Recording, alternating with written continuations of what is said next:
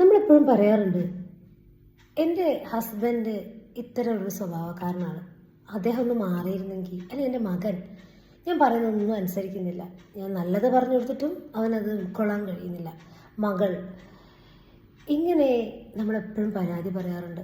എൻ്റെ ഭാര്യ, അവളെപ്പോഴും ഇങ്ങനെ ഓരോ കാര്യങ്ങൾ പറയും. പക്ഷെ അവളുടെ സ്വഭാവത്തിലൊരു മാറ്റം വന്നെങ്കിൽ നമ്മൾ എന്താണ് ചെയ്യുക? അന്നേരം ഈശ്വരനോട് പ്രാർത്ഥിക്കും. വിശ്വാസികളാണെങ്കിൽ നമ്മൾ ചെയ്യുന്നത് ദൈവത്തോട് ദൈവമേ അവരുടെ സ്വഭാവത്തിലൊരു മാറ്റം വരുത്തണേ, ഇന്ന് കാണുന്ന രൂപത്തിലല്ലാതെ അവർക്ക് നല്ലൊരു മാറ്റം വരുമ്പോൾ കുടുംബത്തിലെ സമാധാനവും കൈവരും, നല്ലൊരു സ്വഭാവം അവർക്ക് കൊടുക്കണേ എന്നിങ്ങനെ നമ്മൾ ദൈവത്തിൻ്റെ മുന്നിൽ കരഞ്ഞ് പ്രാർത്ഥിക്കും, അല്ലേ? ദൈവത്തിൻ്റെ മുന്നിൽ നമ്മൾ ഈശ്വരനോട് പ്രാർത്ഥിക്കണം.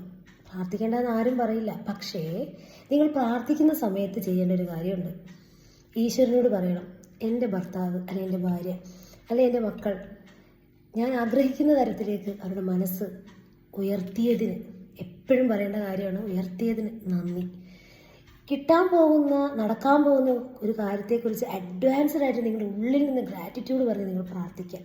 എന്നിട്ട് നിങ്ങൾ ചെയ്യേണ്ട ഒരു കാര്യമുണ്ട്. നിരന്തരം, അതായത് എല്ലാ ദിവസവും ഈ വ്യക്തികൾ നിങ്ങളോട് എങ്ങനെ പെരുമാറണമെന്ന് നിങ്ങൾ ആഗ്രഹിക്കുന്നോ അതുപോലെ അവർ പെരുമാറുന്ന രീതിയിൽ നിങ്ങൾ ഭാവനയിൽ കാണാൻ തുടങ്ങുക. നിങ്ങൾ എന്താണോ നിരന്തരം ചിന്തിക്കുന്നത്, ആ ചിന്തിക്കുന്ന കാര്യം റിയാലിറ്റിയിലേക്ക് നിങ്ങളുടെ മനസ്സ് കൊണ്ടുവരുന്നുണ്ട്, നിങ്ങളുടെ ബ്രെയിൻ കൊണ്ടുവരുന്നുണ്ട്. അപ്പോൾ എന്തുകൊണ്ട് അവരെക്കുറിച്ച് നല്ലത് മാത്രം നിങ്ങൾക്ക് ചിന്തിച്ചുകൂടാ? ഇത് 100% വർക്കിംഗ് ആണ്. എല്ലാവരും ഇത് ചെയ്തു നോക്കുക.